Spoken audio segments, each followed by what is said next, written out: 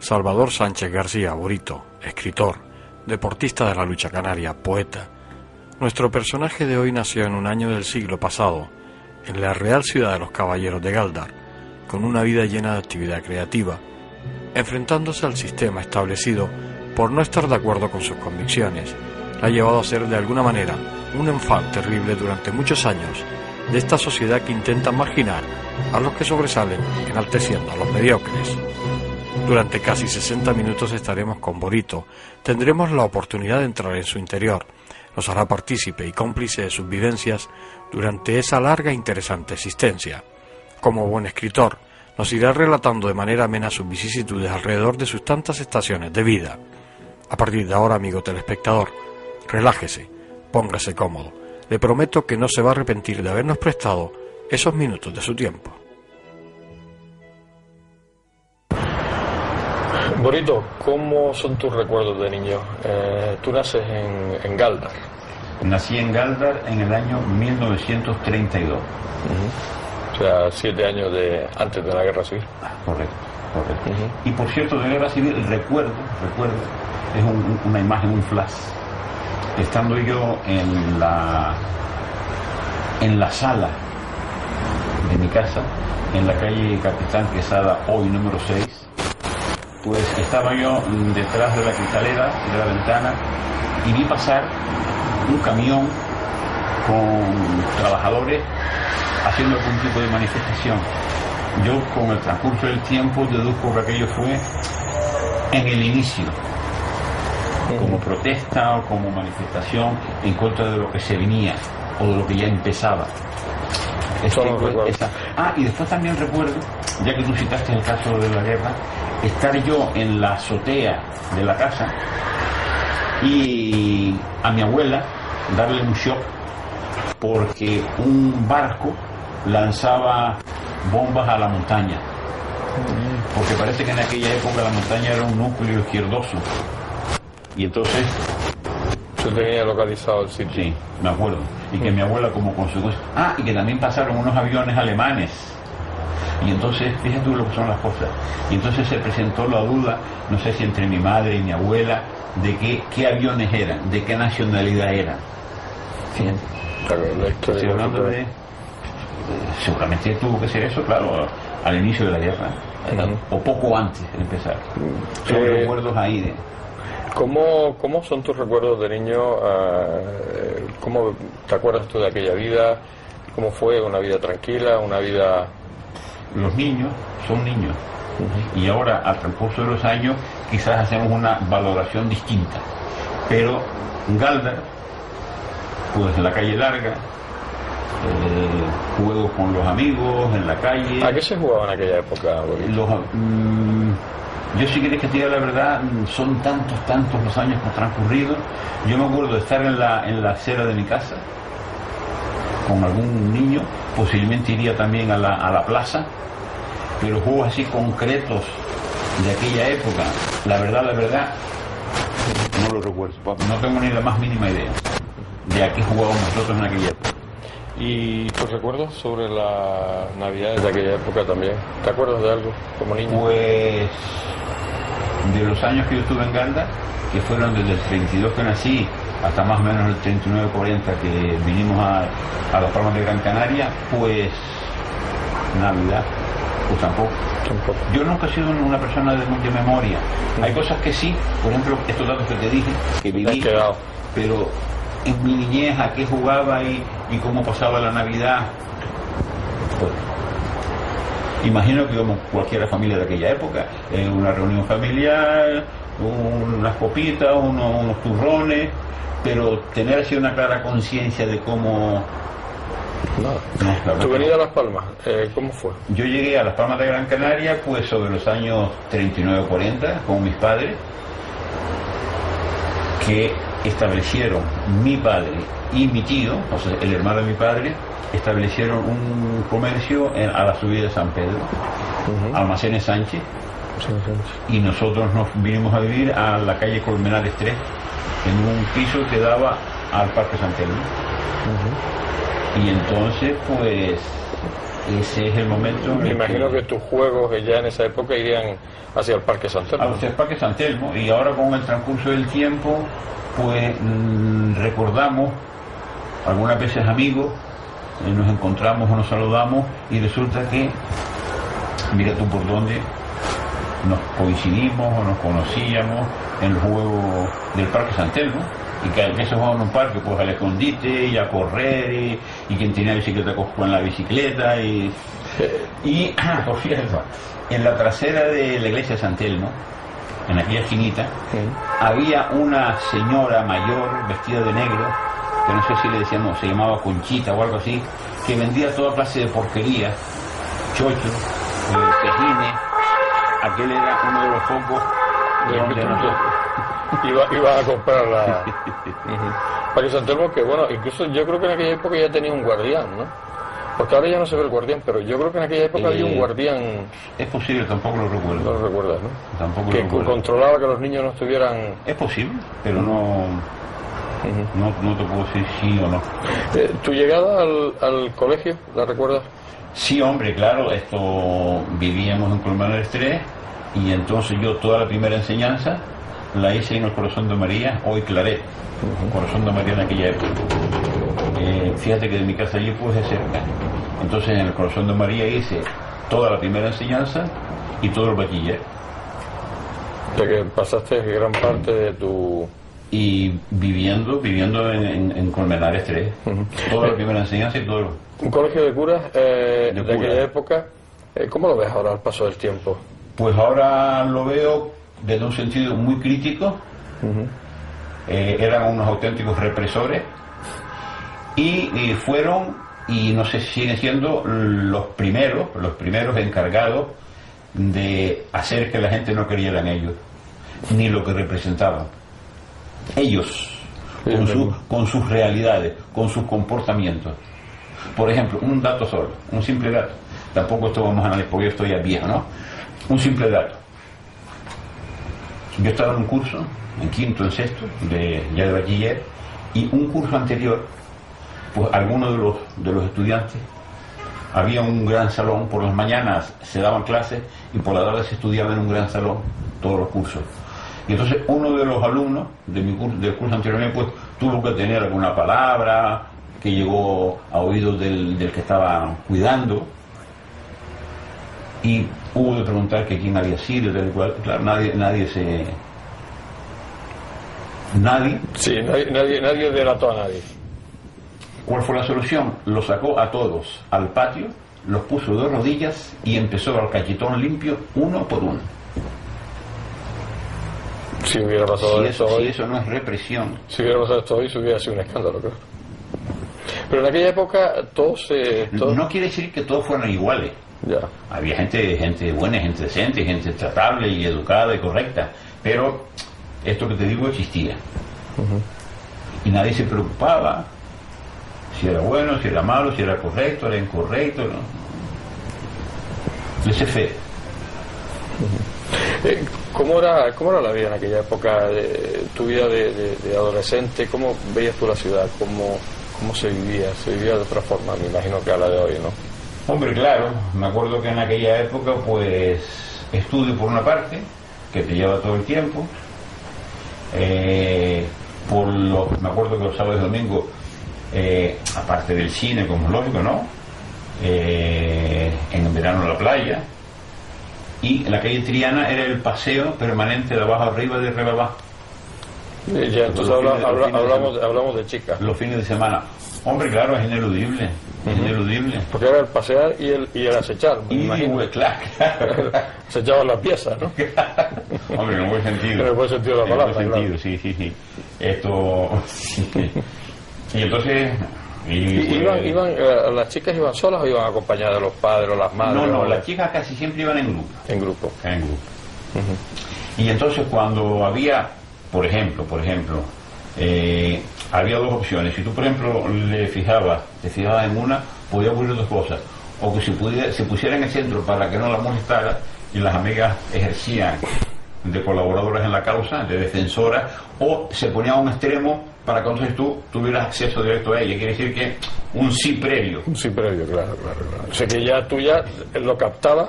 Claro. Cuando veías que la metían en el grupo dentro, sabías que no tenías nada que hacer. Que estaba difícil. Estaba difícil. Y ya si se ponía en el extremo, ya la cosa parecía que podía empezar un idilio. Había en aquellos tiempos, entre la juventud, habían bailes, estaban los bailes, o todavía no era la época. Fui siempre muy mal bailón. Sí había baile, sí. Pero yo no se me daba. Además en los bailes yo sudo mucho. Y en el baile entonces me resultaba incómodo. Y entonces yo, haber ido a baile, yo recuerdo que en la azotea de mi casa, en algunas oportunidades, además al aire libre, en algunas oportunidades hicimos algún baile, no sé cuántos, 2 o 3 o 4, pero ir habitualmente a los bailes por ahí, la verdad es que no. Porque habían sociedades que hacían bailes, ¿no? Habían sociedades que hacían bailes. Claro, sitios cerrados, con humo, con calor. No eras tú muy amigo de eso. No era lo mío, más al aire libre, el aire libre, la calle. Pero sitios así con humo y cerrados y con calor, no me iba. ¿Tú sigues estudiando? ¿Hasta qué curso estudias? Yo hice toda, como te dije antes, hice toda la primaria y toda la secundaria en el Corazón de María. Cuando terminé la secundaria, con la reválida correspondiente, que era hasta 7º de bachiller y reválida. ¿Y tenías que hacer 7 años? 7 años más reválida, para después acceder a la carrera que tú desearas. Entonces hice 7º reválida, y la idea mía ya de aquel momento era haber estudiado educación física, que se estudia solamente en la península. Y me parece que, no sé si en Granada y en Madrid o algo de esto, y no sé si en esas enseñanzas había algo de Frente de Juventudes o algo de esto, ¿no? Entonces aquello a mí un poco me repelió. Pero como quiera que mis padres pues no estaban en disposición, o no querían, no lo sé, o no querían tenerme lejos, no lo sé. Entonces, como a mí no me gustaban los números y sí las letras, pues claro, no me dejaron estudiar aquello, entonces opté por estudiar Derecho en la Laguna. Estudié Derecho en la Laguna, terminé 2 cursos académicos, primero y segundo, y después por una serie de cuestiones que yo no sé ni me acuerdo. Mi padre tenía ese comercio que digo yo en San Pedro 6, hoy 6. Decidió, un hermano mayor que yo, también estaba estudiando en La Laguna, decidió traernos para acá y meternos en la tienda. Aquello a mí y yo no es que fuese un estudiante brillante, pero iban 2 cursos y ya iba camino del tercero. Quizás con alguna pendiente de segundo, pero bueno, eso no era. Pero a mi padre se le metió en la cabeza eso, y entonces a mi hermano y a mí nos trajo para acá y nos metió en la tienda. Y la verdad es que aquello a mí me produjo un trauma mental, psíquico. No estaba yo en eso, Yo llevaba mis estudios y hubiese terminado normalmente. Entonces, pues bueno, pues el padre decidió eso. Nunca me dijo el porqué, aunque yo pueda imaginármelo. Y allí estuve en el comercio vendiendo telas, pues en el 52, o sea, a lo mejor 4 años, más o menos. Entonces yo hacía tiempo que estaba intentando marcharme a Venezuela para ver otro mundo y desaparecer de esta isla, de este contubernio judeo-masónico. Y en un momento concreto apareció por aquí un amigo que vivía allá y que tenía su trabajo estable. Hablamos del año 57. A lo mejor yo hablé con él a fines del 56. Y entonces me dijo que él tenía un trabajo estable y que si yo me iba para allá, que sin problema yo iba a tener trabajo. Claro, esto me animó, Porque si bien yo tenía la idea de irme, pero me planteaba ¿y a dónde, y cómo, y cuándo? Entonces, al tener esta perspectiva, ya aceleré mi marcha, hice las gestiones y efectivamente, allá en febrero, por ahí del 57, pues cogí el Santa María, y me fui a Venezuela. La idea mía era llegar a Venezuela y desde allí, Puerto, y desde allí irme a Puerto La Cruz, que es donde estaba este amigo que me decía que sí me conseguía trabajo. Entonces llego al aeropuerto, al puerto de La Guaira, Caracas, y con nosotros venía en el barco un señor de Valsequillo por ahí que ya conocía el país, y entonces subimos juntos para arriba en taxi, imagino, no me acuerdo, sí, y él nos indicó la pensión de un canario donde podía estar unos días hasta que yo decidiese mi marcha o no a Puerto La Cruz. Llegamos allí, la pensión, y entonces yo hice una serie de gestiones, lo que se llama hoy un currículo, pues un currículo pero en directo. Fui a varios sitios. Me acuerdo que uno de ellos fue una delegación de una editora de Barcelona o de Madrid, a varios sitios. También fui a un hotel en el este de Caracas, viendo la manera de... También fui al Hotel Humboldt, que está en el Monte Ávila, arriba. Y claro, en aquella época, fíjate, que en aquella época tenía yo unas pelambreras que no tienen relación con las que tengo ahora, y una barba que para qué decirte. Entonces, claro, aquello no estaba bien visto. Y claro, se producía un rechazo.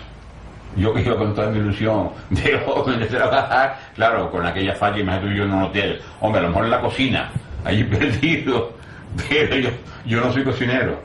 Y entonces yo me he dado cuenta que incluso juraría que en el Hotel Humboldt yo logré oír, dice, pero ¿a quién se le ocurre con esa barba? Juraría que oí. También fui a una asociación del este también que tenía una piscina, en fin, que no prosperó mi intención de quedarme en Caracas, porque entre otras cosas me decía que a donde yo pensaba ir había un calor asfixiante, era una zona petrolera, en Puerto La Cruz, y yo estaría allí por lo menos en Caracas, por una semana, no me acuerdo, una semana, 2, no me acuerdo, y aquello no conseguía yo el trabajo que quería. Entonces, como yo tenía la convicción de que mi amigo me iba a recibir, un día lo llamé por el teléfono, oye, fulano, mira, mañana voy para allá, nada, vente para acá. Me cogí mi guagua, con aire acondicionado en aquella época, te hablo, año 1957, y me llegué a Puerto La Cruz, y efectivamente el tiempo que estuve allí, pues trabajé. ¿De qué trabajé?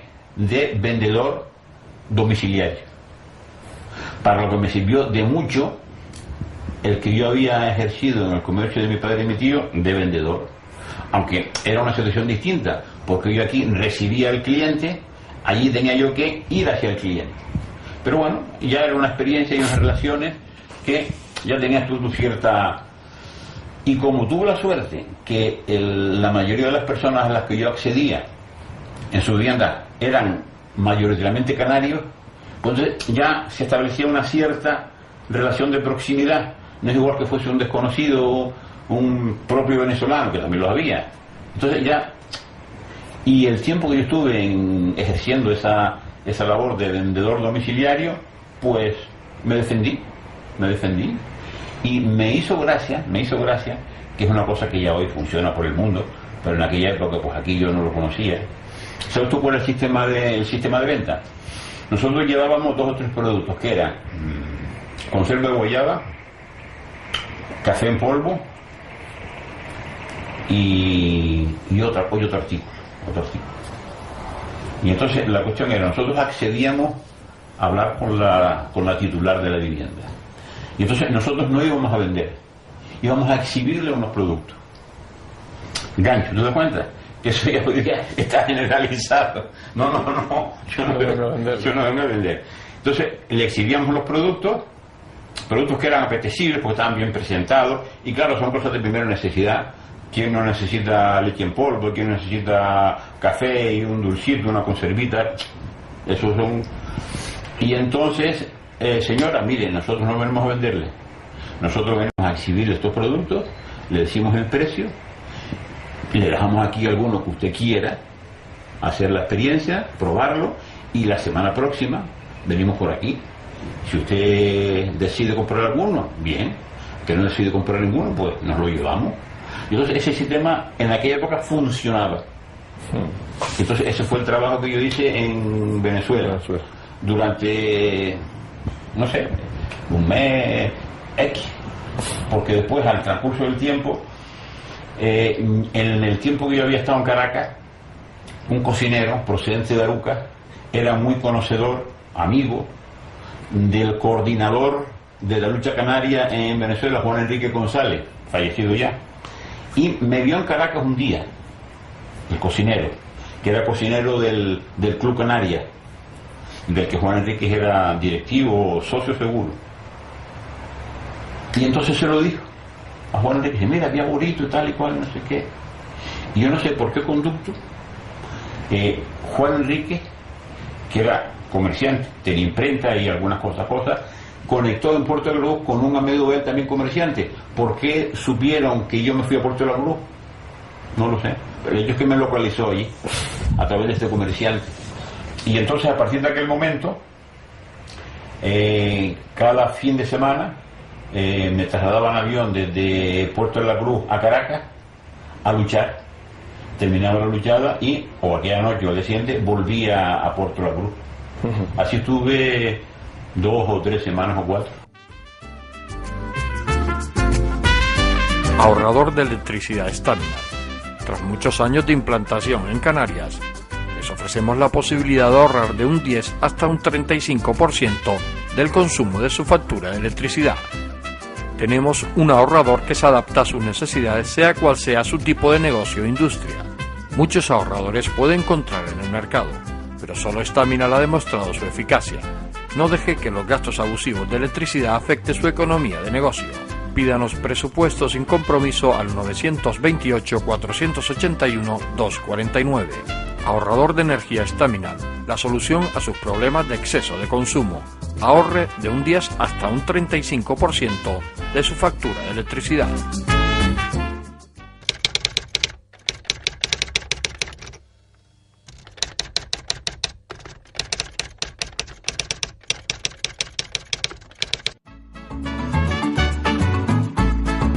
El ahorrador de electricidad Staminar es el único aparato en el mercado que reduce el consumo de electricidad tras haberse instalado en miles de hogares en Canarias. No deje que su factura de electricidad afecte su economía familiar. El ahorrador Staminar le garantiza una reducción de un 10 hasta un 35% de su recibo de luz. Staminar no necesita ninguna instalación especial, es autoinstalable y no consume electricidad. Diga basta al excesivo consumo de electricidad y llámenos al 928-481-249. Reduzca hasta un 35% de su factura de electricidad. Staminar, su seguro de ahorro.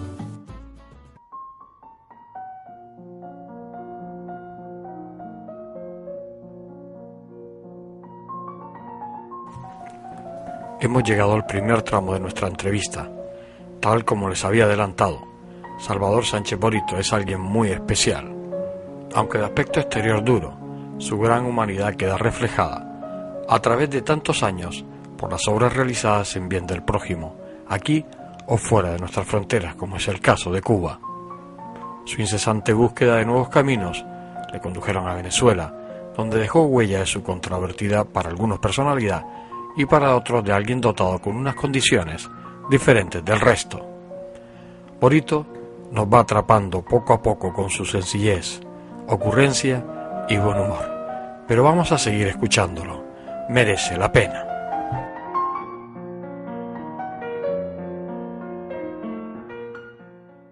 Borito, estamos hablando de Venezuela. Tú estancia allí. Pero mencionaba la lucha canaria. La lucha canaria, tú encuentras la lucha canaria con 15 o 16 años. Sí. ¿Y cómo la encuentras? Porque tú estás en un colegio que, bueno, no sé si el colegio Claret es destacado por la lucha canaria, que no creo. En aquella época allí a lo mejor se jugaría el fútbol o el baloncesto. Al frontón, jugué mucho al frontón. Al frontón. Frontón mano. Jugué mucho. Bueno, que tenías cerca el frontón Dania, ¿no? Claro. El famoso frontón Dania. Y además los curas, pues también había algún cura vasco o navarro, y entonces jugábamos mucho al frontón mano y con pelota de tenis, no con pelota de tenis. Pero jugábamos unos buenos partidos allá y sudábamos la gota gorda. ¿Y cómo te encuentras la lucha canaria? Pues fíjate, el origen, que ya yo lo he contado muchas veces y lo cuento otra vez.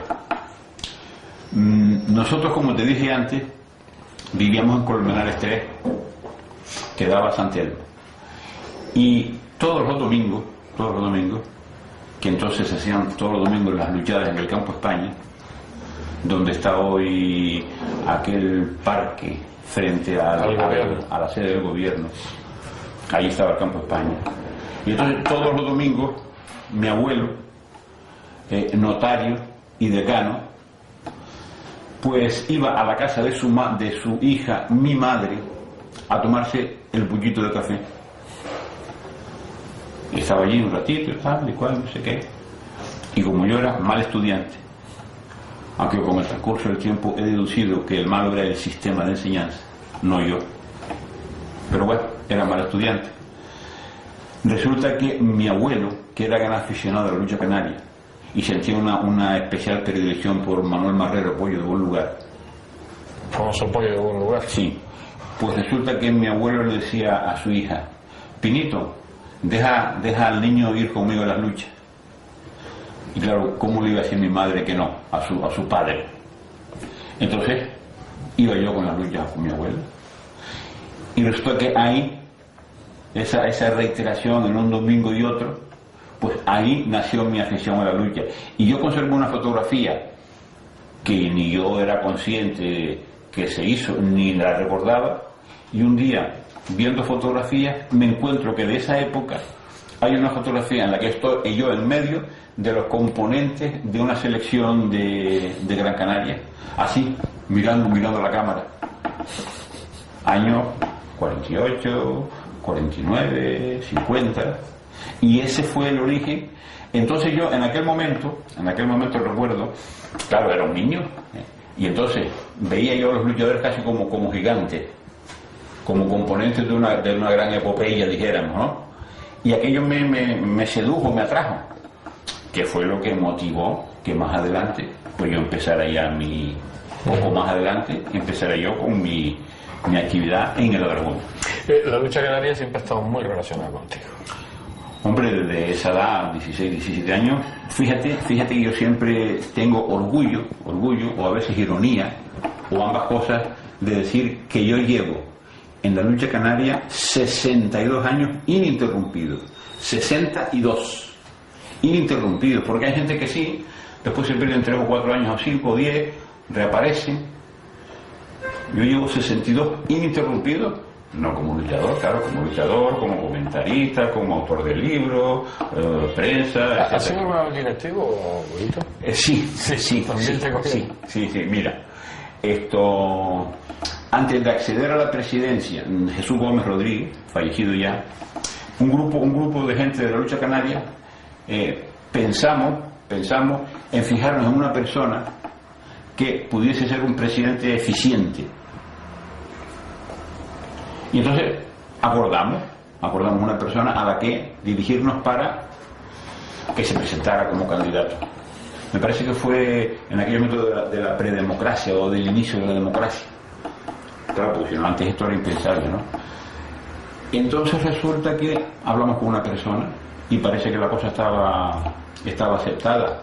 No sé por qué conducto este grupo de amigos desistió de aquella persona y puso su ojo en otra que a lo mejor tenía más relevancia económica, política, dentro del sistema, etcétera. Como quiera que yo no participé en eso, y un poco de alguna manera me engañaron o no me dijeron el tema, renuncié. Y yo no, conmigo no cuento, ustedes han actuado por su cuenta, al margen mío, hagan ustedes lo que quieran. Y así fue. Y entonces ellos propusieron a esa persona tal, y esa persona fue presidente. Y tomó posesión en la sede del movimiento, cuando su padre había sido represaliado. Tomó posesión en la sede del movimiento cuando su padre había sido represaliado. Y creo que en aquella época vivía su padre, no recuerdo. Entonces yo, como no acepté participar, me quedé por los alrededores esperando la salida, los amigos, pues a ver qué comentaban, etcétera. Y este aquí, que el presidente se dirige a mí y me invita para ser miembro de esa federación. Hombre, si tú crees que yo puedo ser un elemento válido para esa federación, pues mire, pues bien, acepté. Y yo junto con otros amigos, que recuerdo, Javier Manrique, Marrero, José Rivero Gómez y no más, fuimos miembros de esa federación, hasta un momento X, que ya eran tantas las contradicciones que era insoportable pasar aquello. Y no volviste nunca más a ser directivo y dimitimos. Bonito, la vida familiar, porque tú te casas joven, te casas mayor. Pues 32, 42, 52, 62, a los 31. 31 años. Bueno, para aquella época no sé si, yo creo que ya mayorcito, ¿no? Porque la gente se casaba joven, ¿no? Pero estuve de novio 11 años. Sí, era también lo que se solía hacer, ¿no? ¿Y a dónde iba a vivir? ¿Y dónde? A los 31 años. Y tu vida familiar ha transcurrido muy bien a través de los años. Pues ha transcurrido normalmente.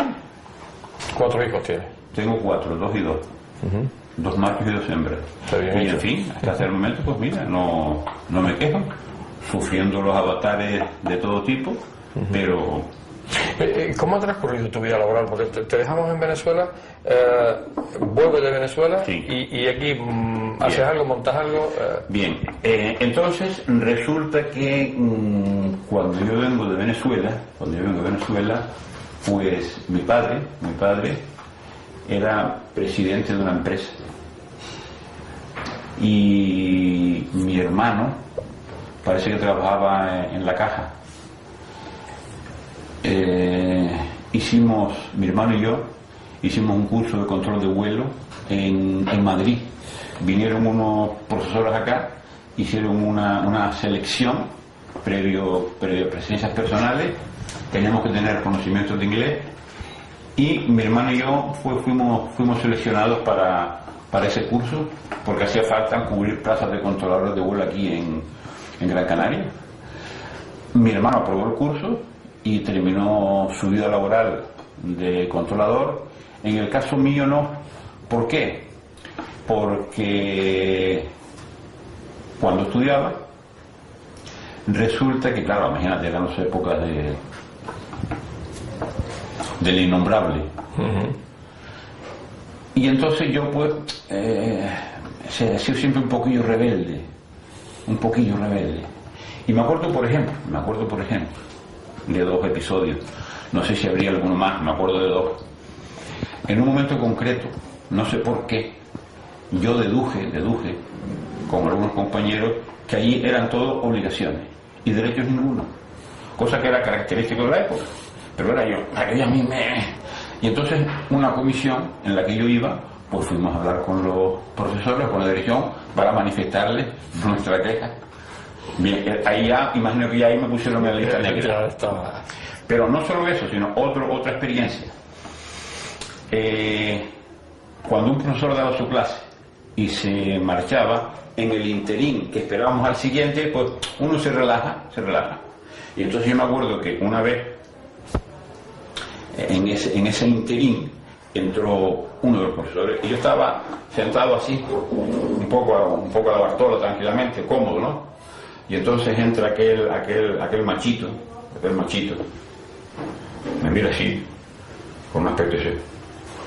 Está usted muy bien sentado. Yo ni me muté, me quedé tal cual. Y así me manejé toda la clase. Claro, aquello era, este es infumable, tenemos que largarlo de aquí. Efectivamente, el curso fue en octubre, como los cursos normales, y en diciembre tuvimos vacaciones. Yo me vine para acá y mi hermano optó por quedarse allá. Entonces aprovecharon para mandarme un escrito diciéndome que, o me lo dijo mi hermano, que no volviera. Entonces el control de vuelo se quedó ahí suspendido.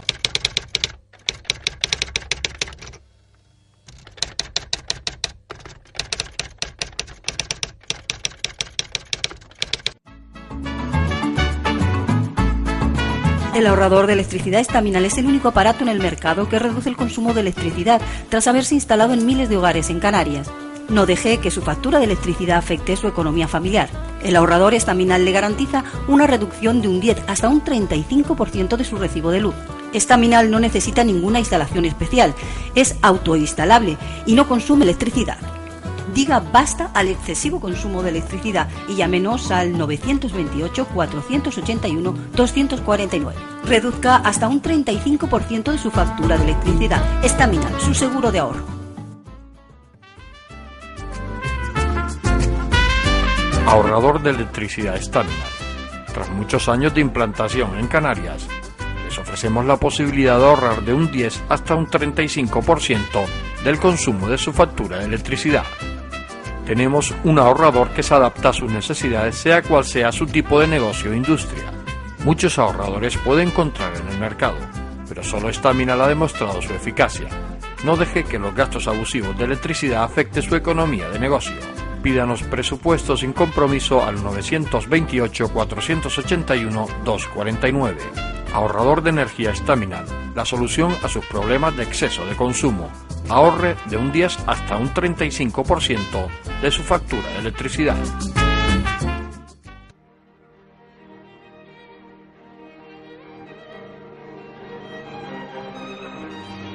Confieso que Borito ha logrado abstraerme en su conversación de tal manera que apenas me he dado cuenta del paso del tiempo, su cadenciosa voz, su intensidad de vida, el rechazo a lo injusto y establecido, que posiblemente habrá sido castigado de alguna forma con el ostracismo por algunos sectores del poder.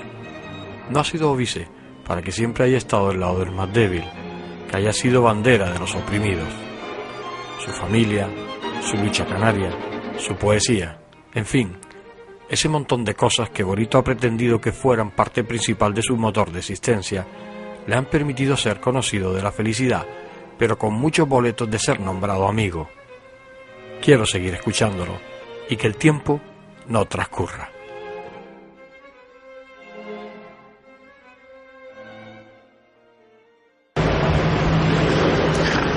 Borito, te dejamos como controlador del vuelo, que no fuiste nunca al final. ¿Dónde transcurrió al final tu vida? Entonces, regresé acá, me hice graduado social, pero antes trabajaba en una empresa como administrativo. Entonces, con el transcurso del tiempo, compatibilicé el ejercicio como cuenta ajena de graduado social como cuenta propia de graduado social y cuenta ajena de la empresa. Pasa el tiempo, dejo la cuenta propia de graduado social y me incorporo como graduado social también en la empresa. Lleva tu función. Exactamente. Entonces, pues con 40 años de trabajo, cuenta ajena propia y los requisitos imprescindibles para jubilarme, pues me jubilé a los 70. Y aquí estamos. Bien. ¿Cómo te sientes? En este momento, hoy en la actualidad. Pues, ¿qué quieres que te diga? Me jubilé a los 70, tengo 78, pues me encuentro bien, de salud, amor y dinero. Ahí, bueno, como todo el mundo. Como todo el mundo. Sigo con mi actividad creativa. Sí, que una de las cosas importantes es que, aparte de escribir, que has escrito mucho sobre lucha canaria, es tu faceta como poeta, que a lo mejor no tan conocido a nivel popular, pero que tienes tantos libros como de lucha canaria. Más o menos, sí. Y... aunque se te ha reconocido a nivel fuera de aquí Sí. Tienes premios internacionales de poesía. Sí. Es gracioso, ¿no? Me parece bien que tú recuerdes este tema. En el año 2005, hubo un precedente en el 2003, mi libro Tiempos, pues obtuvo un tercer premio en un concurso internacional que celebra cada año en Sicilia, Italia, la Academia Internacional del Comunismo. Volviendo a tu etapa de hoy, ¿tienes muchos enemigos tú? Yo los conozco, estarán enemigos, escondidos. Yo, enemigos, lo que habrá. Quizás algunos saca algún rejo por ahí. ¿Y amigos, Borito? Amigo, tú sabes que la palabra amigo es una palabra difícil. Conocidos muchos. Sí. Afección de conocidos, de próximos, mucho. Ahora, el término amigo, que es una palabra muy seria, pues sí, pero más bien poco. Conocidos muchísimo. Gente a la que me aprecia muchísimo. Ahora, conocidos, que ya es un grado superior, pues no hay mucho. ¿Te arrepientes de algo que has hecho en tu vida o te ha quedado algo por hacer? ¿Se te ha quedado la espina clavada? Hombre, yo recuerdo siempre que yo pude haber terminado mis estudios de Derecho. Esa espina se me ha quedado. Pero tampoco hago de eso. Pude haber terminado, me hubiese gustado haber terminado. Lo intenté. Después de ellos sacar 2 años en La Laguna, al transcurso del tiempo, una vez regresado de Venezuela, me matriculé en el colegio universitario. Mentira. Primero en la UNED, donde saqué un curso.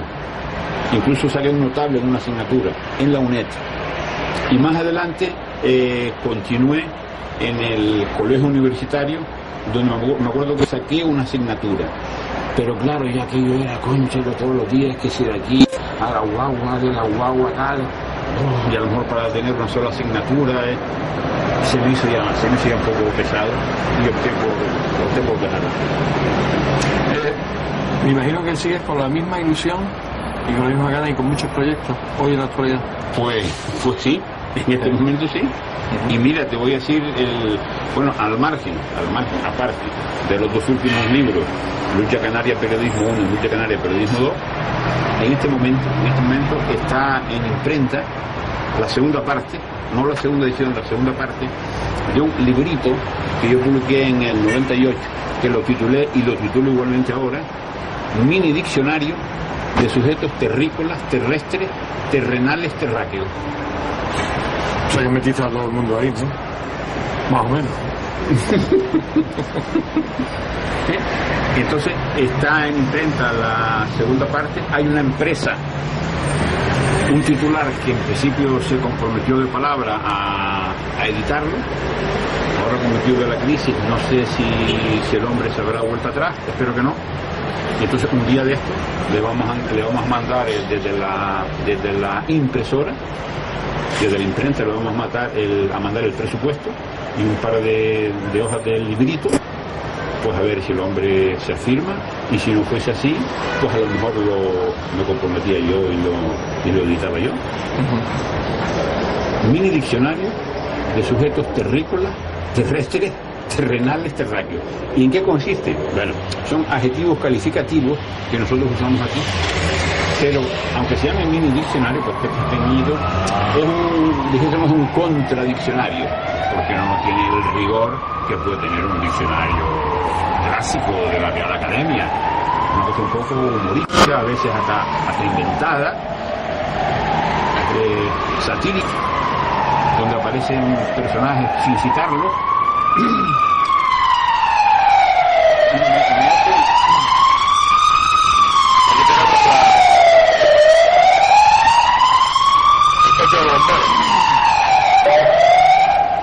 Parece que lleva un escándalo el coche de bomberos. Y el título del librito ha sido, me da la impresión, aceptado, porque cuando yo a las personas les digo el título, todas se sonríen. No hay ni una sola que no haya dejado de sonreírse. Algunas hasta se ríen. lo cual quiere decir que el objetivo... Por lo menos ya tiene una parte lograda. Exacto. ¿Cómo te gustaría que fuera recordado? Ya eso se sale de mí, ya eso se sale de mí. Lo que piensen las personas ajenas a mí sobre mi vida, mi obra, mi comportamiento, mi persona, mi modo de ser, ya yo no puedo. Pero bueno, de alguna manera te gustaría que te recordaran, o por lo menos dejar esa... ¿Qué huella te hubiera gustado dejar? Mira, yo me conformo, sería este uno de los aspectos, ¿sabes? Pero que me viene a la cabeza. Yo me conformo con que de cada una de mis publicaciones poéticas, alguien se quedara con un poema. De todos mis libros, que alguien se quedara con una idea, o con un verso. Ah, sí, este verso es... Fíjate con qué poco me conformo.